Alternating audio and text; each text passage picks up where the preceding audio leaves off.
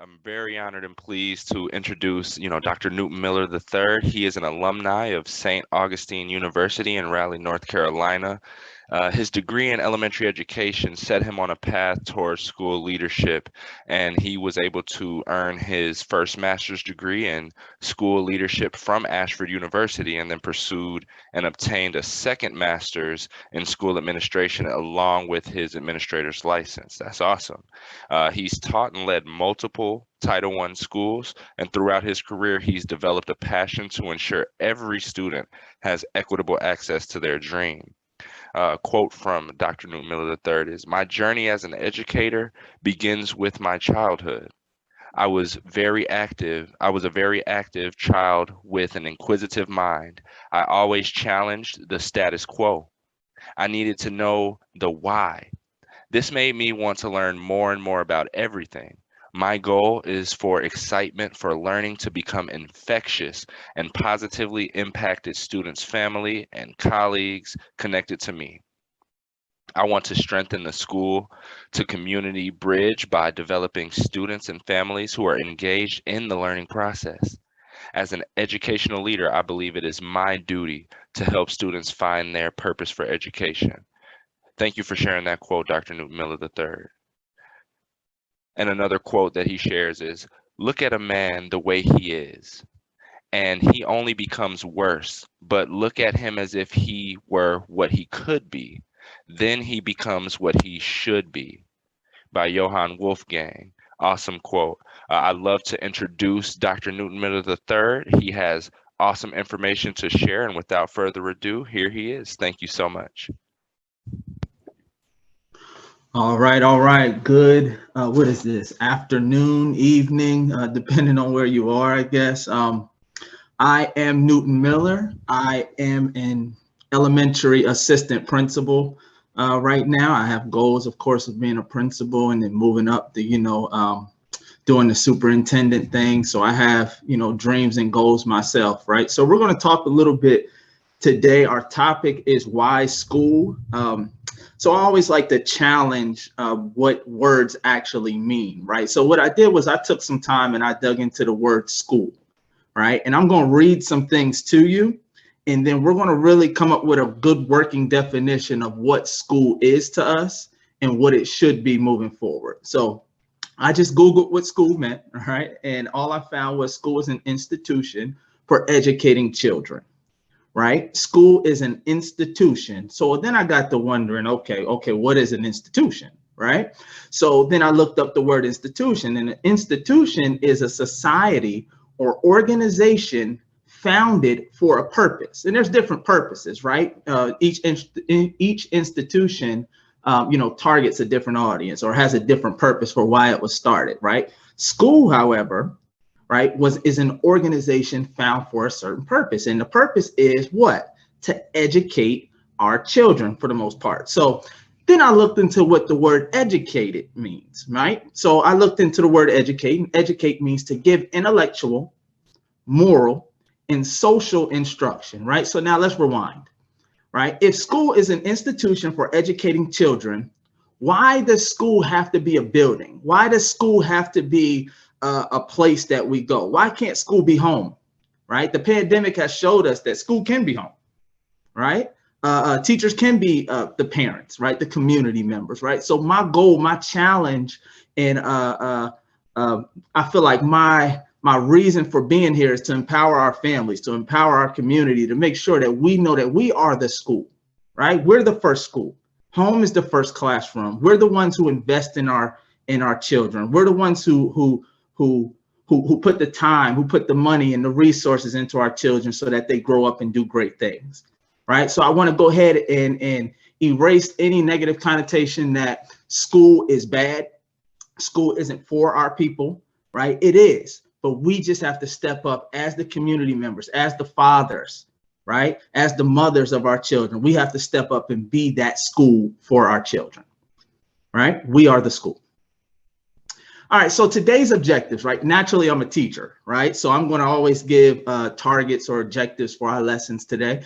So we got 3 objectives, right? And we're going to work through each sort of like think of them like subheadings, right? So the first one is we're going to learn how to invest in our students or invest in our kids, right? What that looks like in our communities. Then we're going to learn about what I call productive struggle.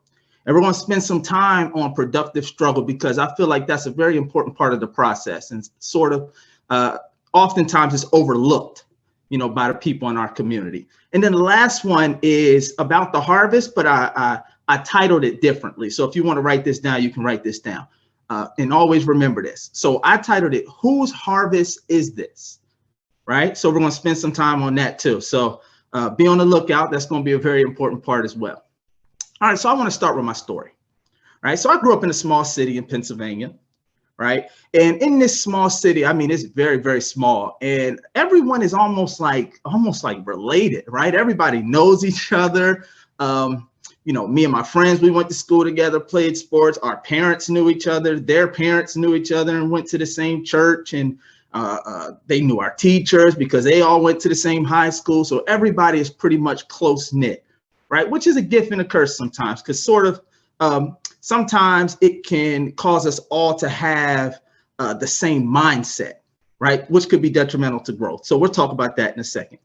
Now, I came from a family where we valued education, right? My mother ended up being a teacher and then ended up going to get her master's and some different things. My father was pretty much the blueprint for education, right? He almost played every single position in a school. I think he was a substitute at one point, a teacher, an AP, principal. Like he went and did great things in the education realm. So he was sort of like my blueprint, right? And I knew that it actually worked because I saw it right in front of me, right? I saw it work. And he was very transparent. He was very honest and open about the mistakes that he made. And he put that in me, right? And then I took that and then I used that for my life. And we'll get into that just a little bit more in just a second, I promise you. So growing up where I grew up, right? And I told you, everybody's pretty much close-knit. We all knew each other. I had to be a few different people, right? And a lot of times our Black and brown boys have to do this, right? And we don't even realize that they're doing it. I had to be an athlete when I was around the athletes, right? I had to learn how the athletes move. I had to learn how they talk, right? How they walk, how they dress, what they do, what they don't do, right? Then I had to be a friend. See, me, I was very different. I like to play in the creek. I like to go fishing and look for crayfish and dig up snakes and different things like that and explore nature. So I had a group of friends for that too, right? And then somebody found out that I was smart. Right? Somebody found out that I was what they called academically gifted. I think it was called able and ambitious back then, right? So I went to school and I was in class with a different set of people that I played with outside of school and a totally different set of people that I wouldn't play football or basketball or ran track with. So I had to learn how to code switch, right? Somebody had to teach me that. That's an investment. Somebody had to invest that in me and show me how to be and how to conduct yourself in these different environments, right? No, it's not being fake, right? It's being true. It's being honest, and it's being, what's the word? Analytical, right? I can analyze the situation, then I can govern myself accordingly. So I think that was a good investment that somebody put in me at that time, right? Let's talk about the community, right? The community that I grew up in only viewed you as an asset based off a few things that in my experience, right? Your community may be different. My community, they really only viewed you as an asset if you were an athlete, right? If you had great athletic ability, if you were somehow popular because of how you looked, right? Or how you dressed, or the people that you hung around with, or what your older brother did, right? So it was a popularity contest, right? Or artistry. Some people sing, some people dance, some people rap, right? So those were the things that were important to the community. That's what got the community going, right? Never really academic progress. I never was at a cookout or around any adults and they bragged to each other in my community about how their child got honor roll or was on a distinguished honor or got these awards at school for reading and math and science. And I'm going to put my son in this science camp over, over the summer. No, it was, I'm going to put my son in basketball camp. He has to work on his jump shot. My son scored 25 points. My daughter ran 3 touchdowns in the first half. That's where the value was, right? Not that it wasn't okay to value education in my community. It just wasn't cool, right? It wasn't what was in. It wasn't the trend, right? It wasn't nothing to brag about. And that's what I want to change about our community.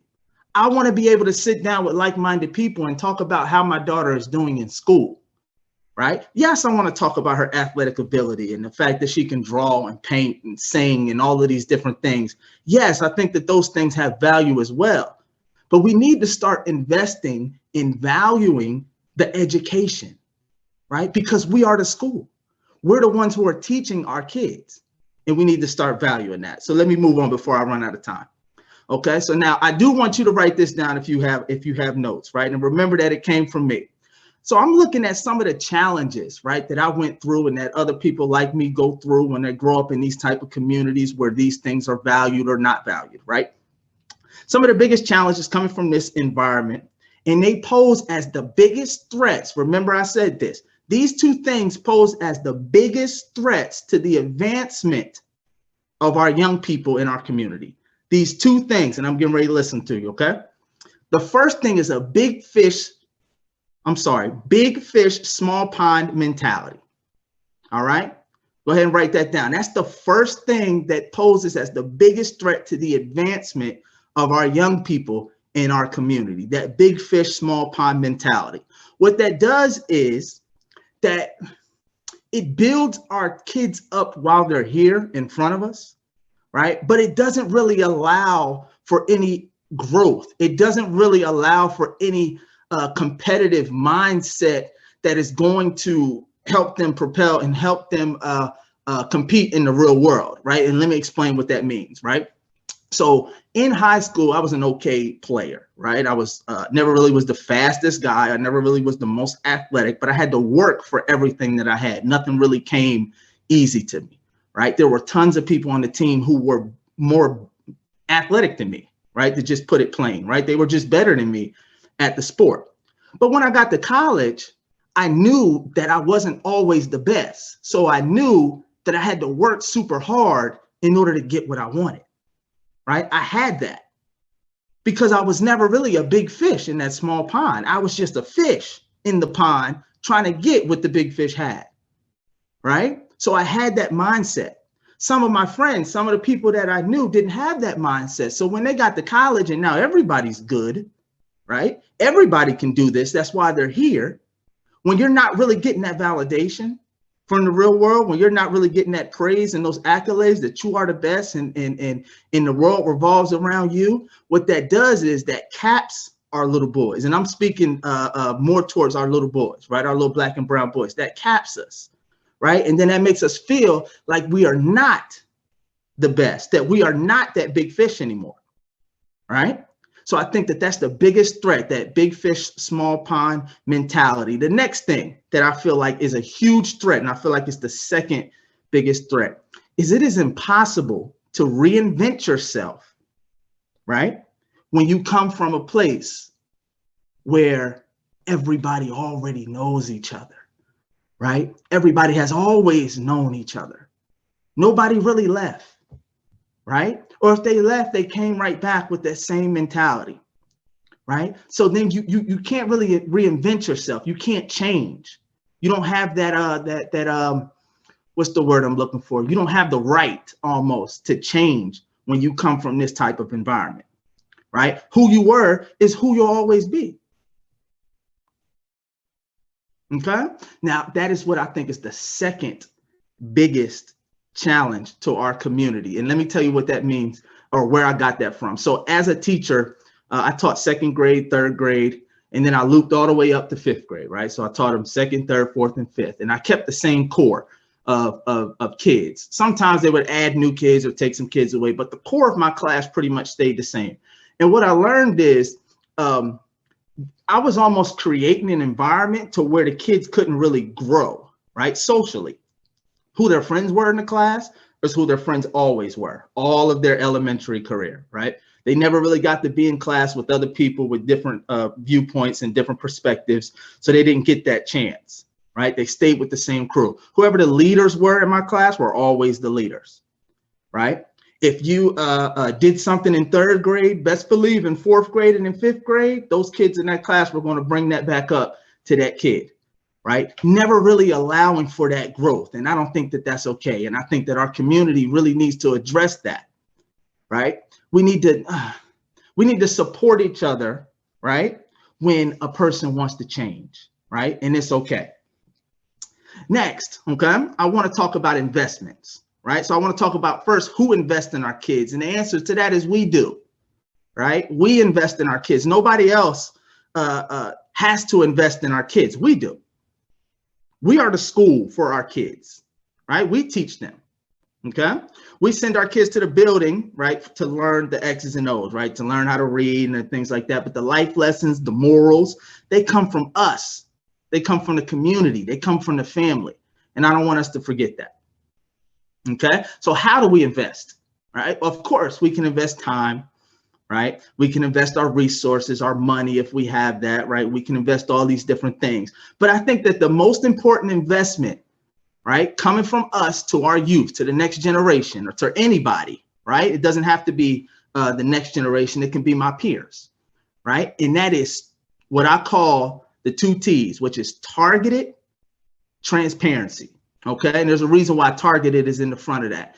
Targeted transparency is what I feel is the greatest investment to the next generation or to anybody, to our peers, right? I need to be able to tell somebody where I messed up, right? I need to be able to come in and see, okay, you're dealing with this. Well, I dealt with that, and here's the way that I handled it, but I messed it up, right? I made a mistake there. So you can change that. You can do something different. I think that that's important.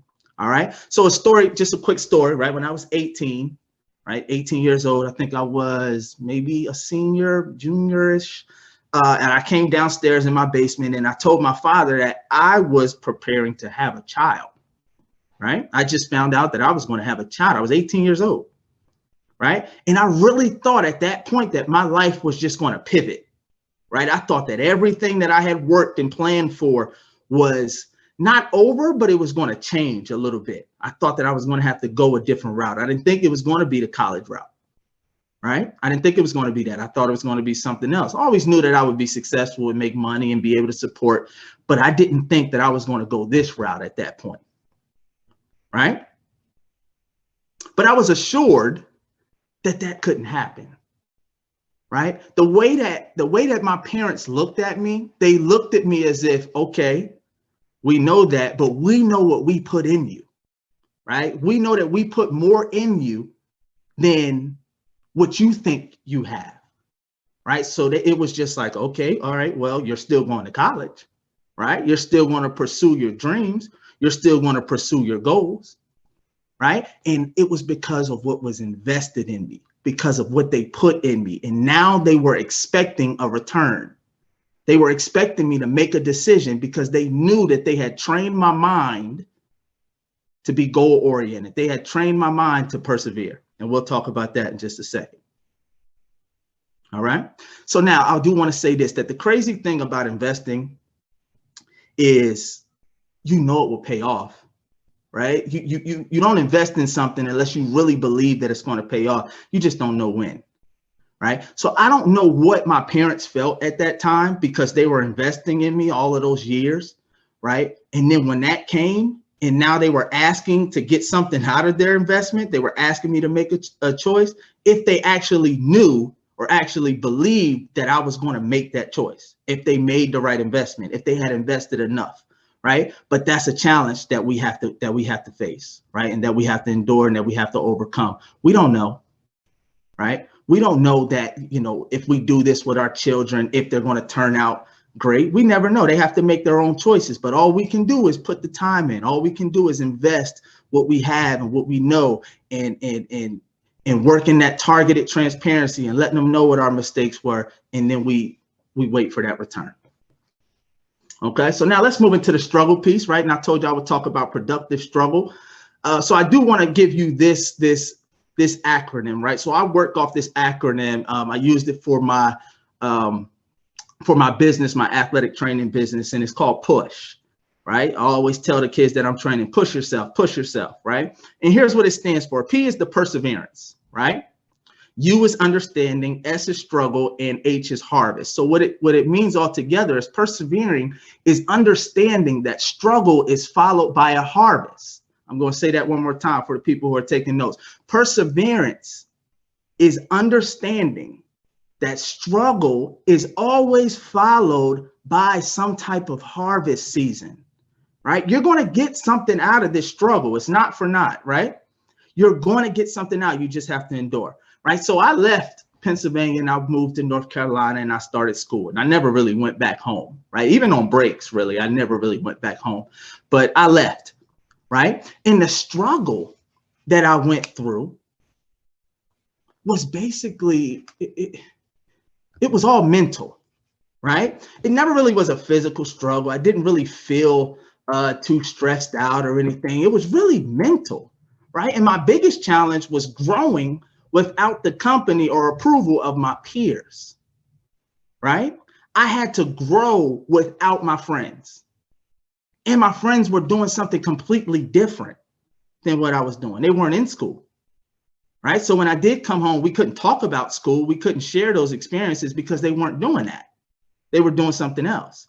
So I had to grow without the company and the approval of my peers. And that's a tough thing for a little black or brown boy to do, right? We rely heavily on our friends, right? We make a lot of decisions as we're growing up based off of our peers. We do a lot of things together, right? And when you have to grow without them, when you have to move on without your friends, that's a tough thing to do. One of the most uncomfortable and loneliest times in a young person's life is when he's in that season of growth. That's one of the most uncomfortable and loneliest times because you have to cut some things off in order to grow. Okay, there's always pain in the process. So now let's talk about this thing called productive struggle. So in the classroom, I usually would give my students a math problem. It really works with math, right? So I would give them a math problem and I would give them the answer. So you know the answer is such and such. All right. They'd be like, oh, Mr. Miller, why'd you give us the answer? No, because that's not what I'm looking for. We can all find the answer. The question is, do you know the process? Do you know how to get there? Right? So in the class, they would go off into their little groups and they would work together to kind of find out how Mr. Miller came up with this answer. Right? So for me in my real life, I always knew that the answer for me was education. Like I said before, I watched my parents. They gave me the blueprint. I knew that it worked. Right? But the process was different. The way that I had to get mine was different from the way that they had to get theirs, right? I literally wrote it down that I was going to do this in education and this was going to be my next degree, right? My own little vision board.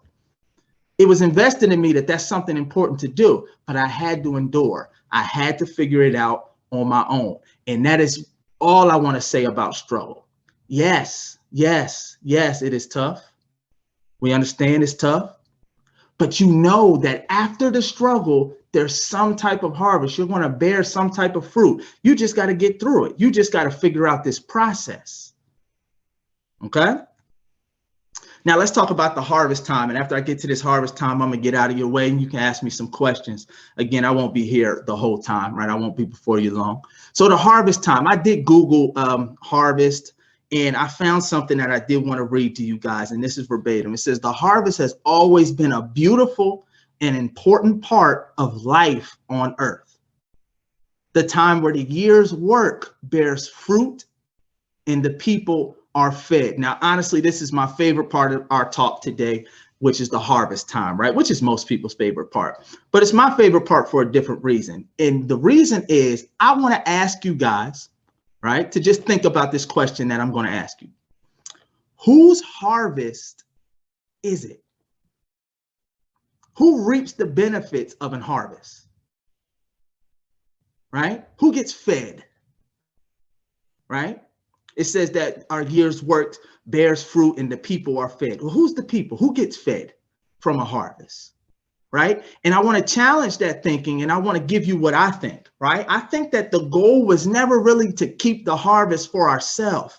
Yes, I invested a lot of things into myself, or somebody invested something in me, right? And I struggled to protect that investment, to make sure that I can reach my goals, right? But now the harvest is not mine. It's not mine for myself. I only reach my goals because I need to share those experiences with other people. The two T's, transparent, see, right? It all starts back over. It's a cycle, right? We invest, or people invest in us. We struggle to protect that investment, and then we reap some type of harvest. And then we use that harvest, we use that fruit, we use that money, those resources, those experiences, right? And we invest those things back into the next generation, and then they grow up with that same mindset. That's the only way that our community is going to move forward, right? That's the only way. If we keep reinvesting back into the next generation. And that's all I stand for. That's why I'm in education. That's why I want to be an assistant principal, and then a principal, and then a superintendent, because I want to influence everybody, right? And I want to make sure that everybody understands the importance that we have to invest back into our children. We didn't do all of this work in college or a trade school or whatever you decide. We didn't do all of this just to keep the spoils for ourselves, right? We have to be the person that we needed as a child. And I'm going to say that one more time. We have to be the people that we needed as a child. As a child, we needed somebody to invest in us. Time, resources, targeted transparency. So we have to be that guy. We have to be that woman for the next generation. If it's our kids, if it's our brother, our sister's kid, if it's the kids down the street, we have to invest something back into them. All right. And I do want to thank you guys for listening today. I told you I wouldn't be here before you long. And I do want to open up the chat for questions. And I will try to read and answer as many questions as I can. And then after I get to about 3, if you guys want to unmute and ask me questions, that's fine as well. So let me get to this chat and see if there's any questions.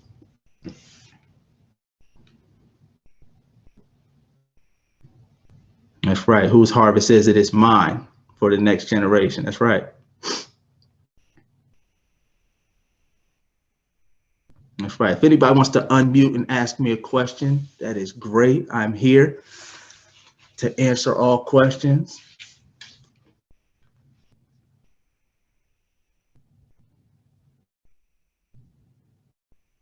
You have a hand raised with Javon Wallace. Javon, you can unmute.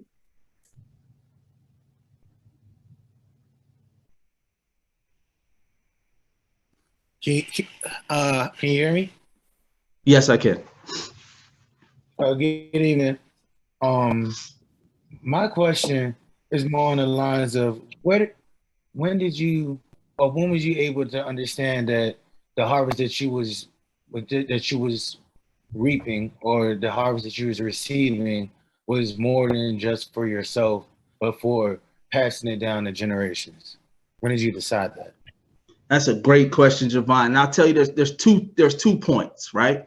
There's 2 points to that. And one is I watched the people before me, and I watched what they do with their resources, right? So my coach, right? For a long time, I had a coach who wasn't even getting paid to do what he was doing, but he was investing a lot of time into me, right? I watched my parents, right? Who didn't make a whole ton of money at that point, but they invested all of their time, all of their resources. Every conversation was geared towards my future.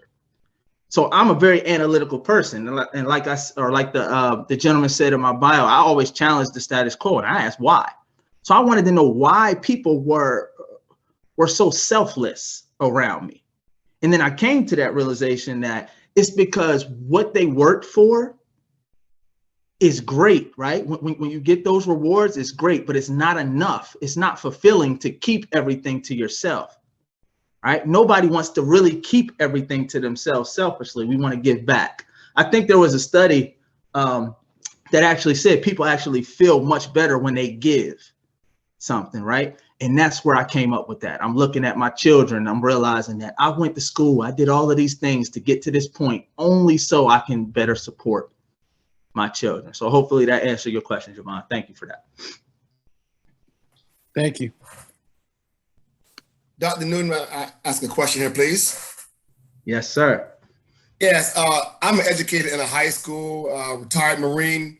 And one of the things I see that's a challenge to me is getting my parents more involved in the education process of our kids. How do you address that in your school? I tell you what, I'm having a conversation with my principal right now, and what we're noticing is when people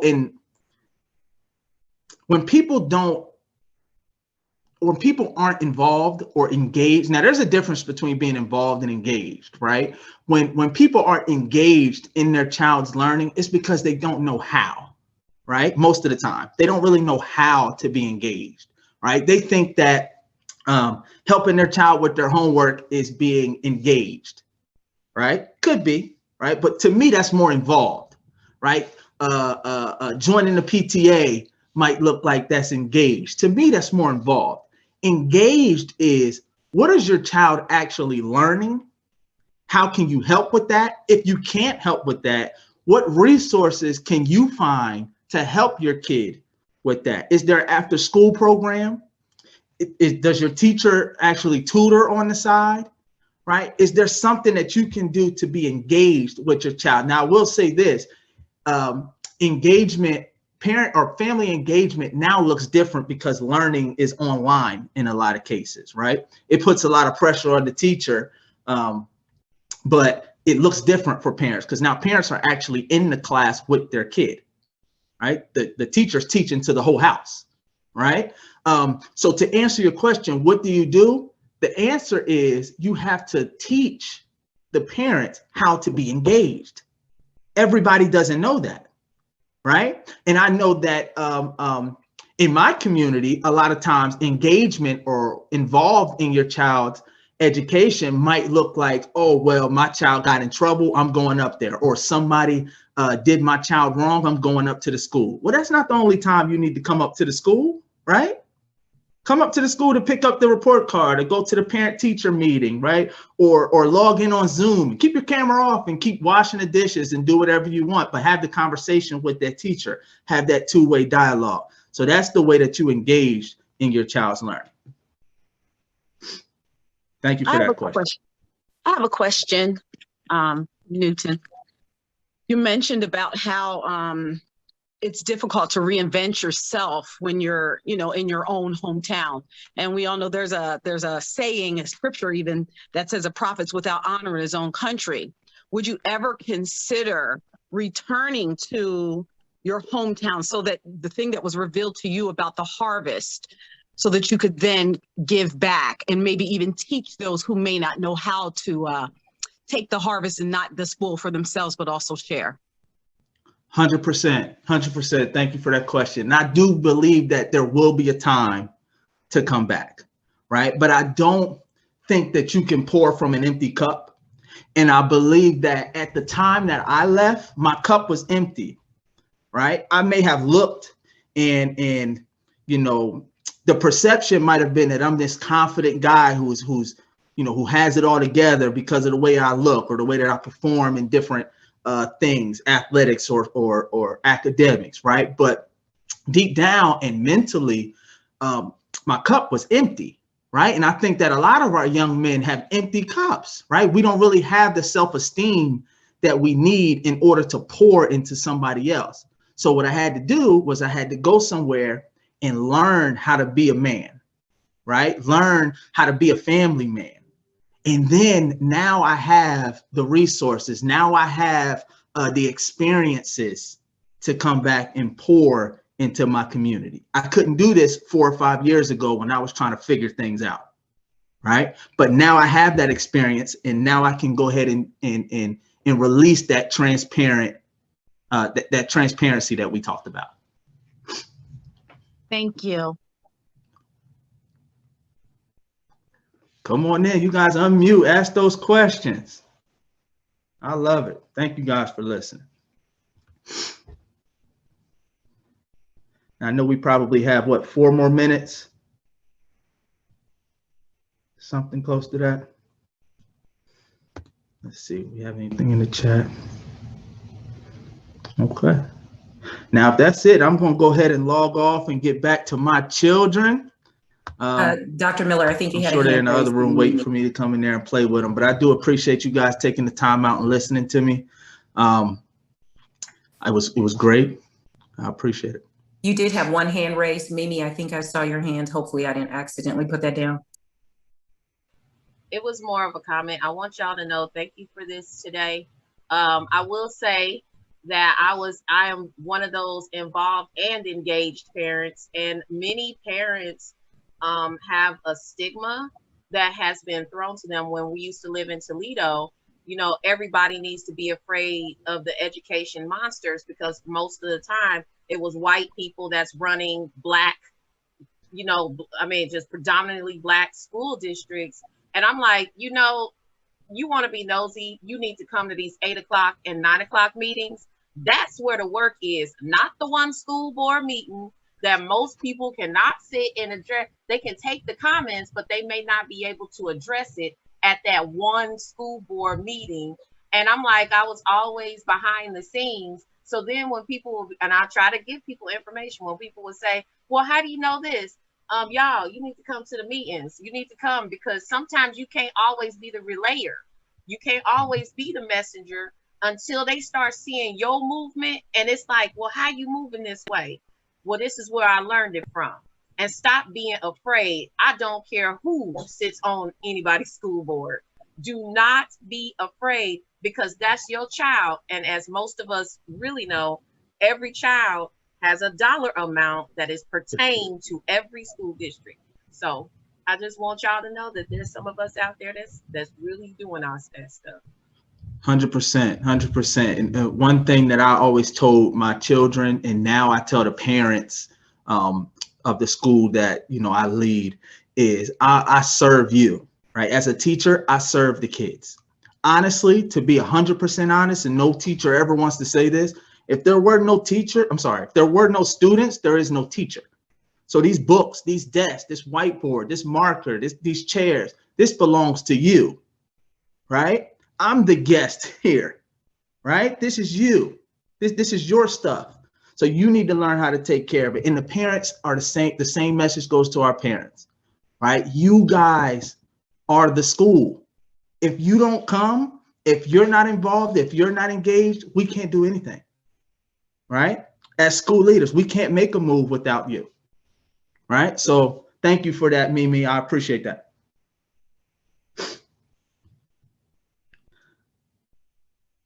And I think my time is up, so I'm going to leave the chat. Thank you, guys. Yeah, I just wanted to say thank you again, you know, Newton Miller III, you know, everything that you said was very impactful, especially, you know, investing, you know, knowing that it will pay off, you know, the 2 T's that you shared with targeted transparency, that is very huge. And knowing that perseverance does involve struggle, but where there is a struggle, there is a harvest. So we do really appreciate that. And then with that, we are going to take a small break and go into our next speaker soon. Very excited to introduce her.